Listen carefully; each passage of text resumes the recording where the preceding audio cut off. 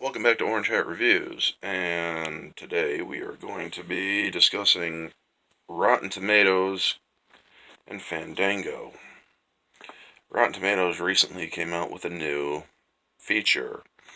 They're only going to allow people to review movies on their site to those who purchase movie tickets through Fandango. So, screw all the little town theaters like my own and all those other ones who don't use Fandango's ticket service. Screw other places that don't use Fandango service. Also, Rotten Tomatoes is owned by Fandango, and so they're basically doing this to stop people who they perceive to be trolls.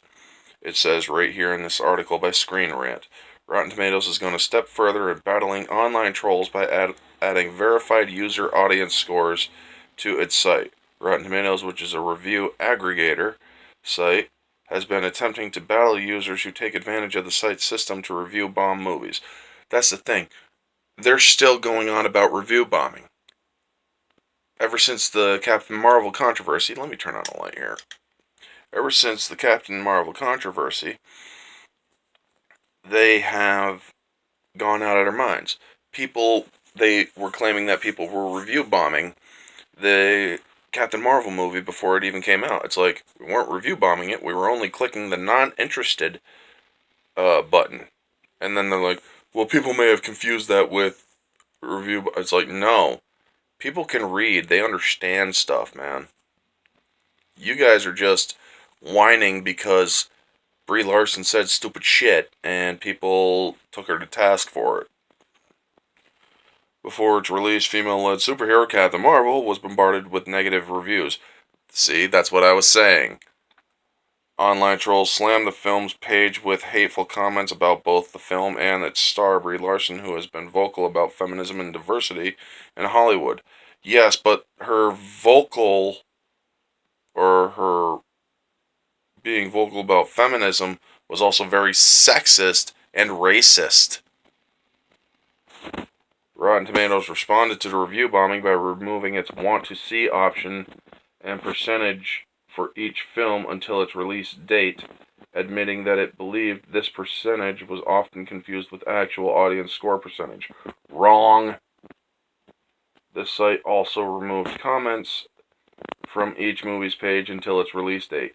That's funny. Rotten Tomatoes, I tried giving my review to movies even not Captain Marvel after they were released, and they weren't going through. You completely shut people down simply because they hit the not interested button. So yeah, very, very,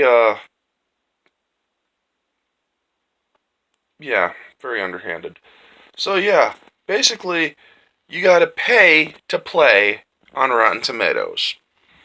You gotta be able to get tickets through Fandango to see a movie at a theater that is a major cinema that charges inflamed prices for movies when I can go to my local cinema and see it for $9 for a 3D movie and $7 for a 2D movie. So yeah, I'm never going to use Rotten Tomatoes again. Not that I ever would. I've never trusted Rotten Tomatoes. I really haven't. Never did. Even before I got into the movie reviewing business, I never, sorry about that, got into Rotten Tomatoes. It just sounded weird, and it's like, it's just stupid. And I also never trusted other critics other than my own opinion. I formed my own opinion about movies, and I share it with you guys now. And now that Fandango is basically making it so you have to pay to put a review on Rotten Tomatoes, that's basically what it is, because Fandango owns Rotten Tomatoes. To get a ticket on Fandango is basically to pay for your review or pay for the right to put a review on Rotten Tomatoes. Not that Rotten Tomatoes is reliable anymore. They're actually very unreliable. So that's my thoughts on this video, guys. And that's my thoughts on Rotten Tomatoes. If you guys like this, give it a share. Give it a thumbs up. Give it a comment below. I always appreciate the feedback. If you're new here, feel free to subscribe. Click the bell notification to stay up to date on all the videos that I'm going to do in the future. And feel free to check out my older videos too.